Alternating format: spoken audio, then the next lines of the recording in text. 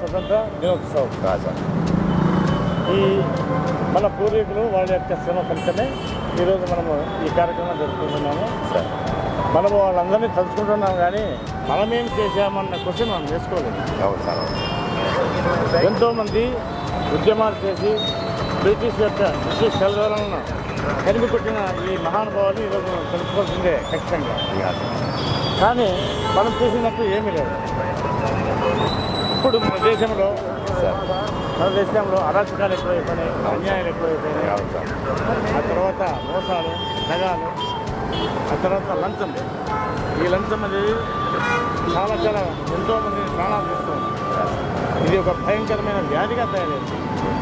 కానీ ప్రతి ఒక్కరూ తెలుసుకొని నీతి నిజాయితీతో జీవిస్తూ మహాత్మా గాంధీ యొక్క జాడలో నడుస్తూ అంత కాకపోయినా కనీస ధర్మమైనా మనం పాటించాలని.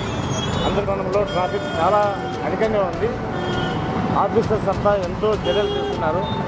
కాకపోతే రోడ్లు విశాలంగా లేకపోవడం వల్ల ఈ పరిస్థితి ఏర్పడుతుంది. మా ట్రాఫిక్ సిఐ గారు నిరంతరము అహర్నిశలు తిరుగుతూనే ఉన్నారు.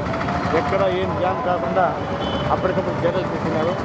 ఎస్పీ గారు, డీజీ గారు దీనిపై చాలా ప్రత్యేకమైన దృష్టి పెట్టి చర్యలు తీసుకుంటున్నారు. ఎంత చేసినా ఏం చేసినా రోడ్లు వెడల్పు కాకపోతే ఈ ట్రాఫిక్ అన్నది మనం కంట్రోల్ చేయలేము. కాబట్టి అందరూ సహకరించి ఈ రోడ్లు వెడల్పు చేయడానికి ప్రతి ఒక్కరు సహకరించాలని కూడా ప్రార్థిస్తున్నాం. చాలా థ్యాంక్స్ సార్.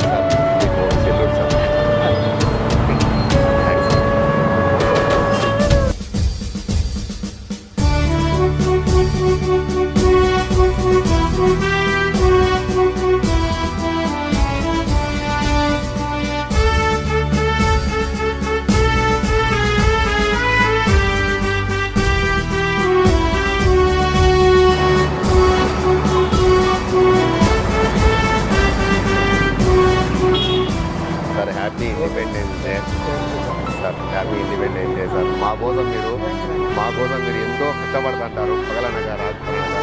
మొదటిగా మీకే సార్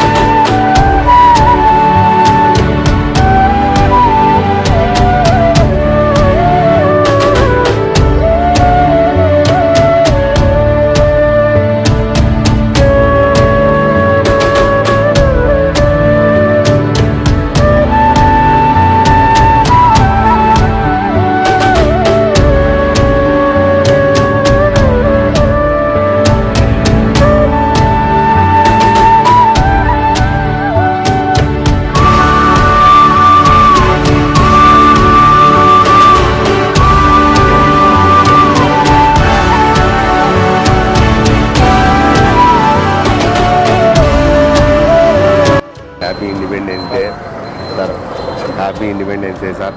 మీరు చాలా కష్టపడుతుంటారు. Happy independence day sir. మీకోసం ఒక salute sir.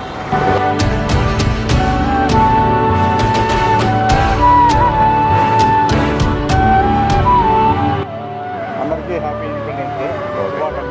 Okay sir. Happy independence day sir. Thank you. Happy independence day.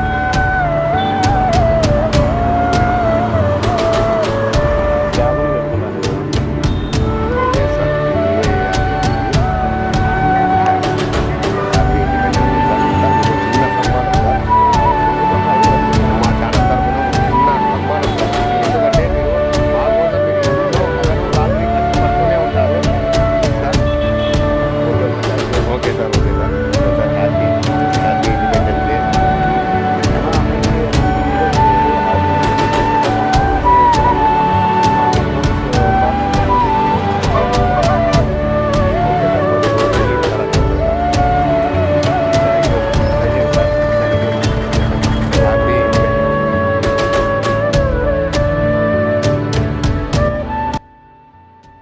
అందరికీ గణతంత్ర దినోత్సవ శుభాకాంక్షలు.